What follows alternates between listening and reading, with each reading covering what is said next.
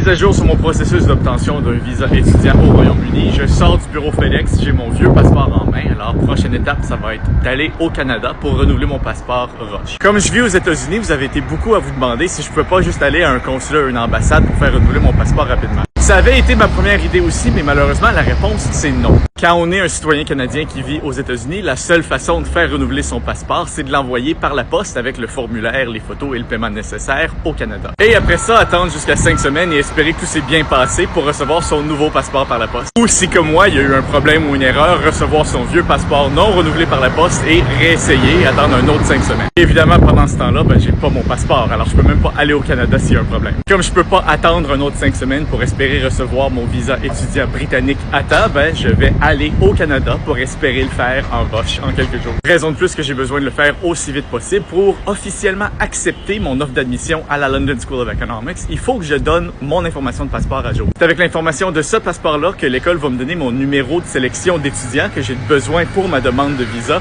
ce qui veut dire qu'il faut que ce soit un passeport qui va être valide pour toute la durée de mes études. En d'autres mots, jusqu'à ce que j'aie mon nouveau passeport, je peux pas officiellement accepter mon admission à la London School of Economics, donc je peux pas commencer ma sélection de cours. Comme la sélection de cours est déjà ouverte et il y a des places limitées dans les cours qui m'intéressent, le temps presse un peu. Alors, mon plan pour aujourd'hui, c'est de m'acheter des billets d'avion qui vont me permettre d'être au Canada lundi matin à 8h30 à l'ouverture des bureaux de passeport. Il va aussi falloir que je monte un dossier convaincant expliquant pourquoi j'ai besoin de renouvellement de passeport accéléré. Et parce que je travaille aux États-Unis avec un visa de travail sur mon vieux passeport, il va falloir que je m'assure d'être capable de transférer mon visa de travail à mon nouveau passeport une fois que je vais l'avoir pour pouvoir revenir travailler aux États-Unis. Le tout en espérant pas trop manquer de temps de travail, évidemment. On continue à me souhaiter bonne chance. J'apprécie.